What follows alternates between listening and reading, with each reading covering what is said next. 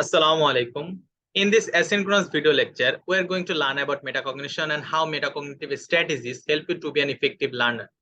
Before going to the main discussion part, just think of an incident of your life. Like in our life, we all have a person to hate. So you dislike a certain person and you have been telling your friends what a horrible person he is. And one fine day, you sit back and reflect your thoughts. You ask yourself why dislike that person. You realize that you have formed an opinion of that person based on what your another friend told you. Then you start asking yourself whether your friend was fair in his assessment of that person you dislike and whether he had a motive for demeaning him. So what are you doing? You are actually questioning the way you think. You are thinking about your thinking. And that is how you are engaging in metacognition. So the word metacognition has basically two parts.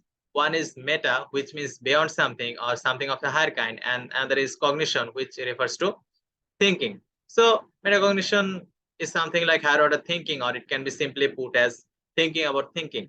Therefore, metacognition is the ability to look at your thinking. It's like getting out of your head and looking at the way you think.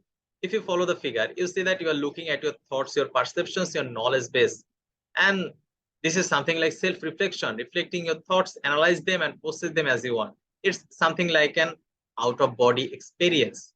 In other words, metacognition involves self-monitoring and correcting your own learning processes. For example, you are engaging in metacognition if you notice that your approach to solve a problem is not working and you decide to try a different approach. So there are three things we have learned: that metacognition is the ability to look at your thinking, it's the thinking about your thinking or it's higher order thinking, and number three, it's like an out of body experience.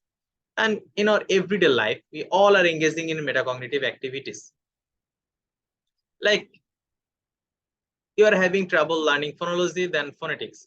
Then what you do? You decide to try a different way of learning, like surfing through the internet or taking help from your friend or from a teacher or anyone expert in the designated field. Not only this, metacognition also involves knowing yourself as a learner. That is, knowing your strengths and weaknesses as a learner. For example, if you can explain what your strengths and weaknesses are in academic writing or in examination taking or in other types of academic tasks, then you are metacognitively aware. In fact, it is lending you a helping hand to be successful learner. So metacognition can be labeled as a critical aspect of effective learning and refers to higher order thinking that a person engages in, and it involves active control over the cognitive processes engaged in learning. And the term metacognition is most often associated with John Flavel, who stated that metacognition refers to one's knowledge concerning one's own cognitive processes or anything related to them. For example, I'm engaging in metacognition if I notice that I'm having trouble learning A than B, and if it strikes me that I should double check C before accepting it as fact. So, what are the elements included in metacognition? While engaging in metacognition, it includes two things: knowledge on knowing about your thinking and controlling your thinking. And as a matter of fact, the learner who knows about his or her thinking processes is likely to be able to control these processes. Suppose you are about to take a final examination, then what are the metacognitive strategies are you going to employ? So there are some situations in the slide where you question yourself and you get to know what you really need to do. At first, you begin by asking yourself what your goal is and what's your motivation level. And the answer is to get an A in the next week's exam, and and the motivation level is pretty high.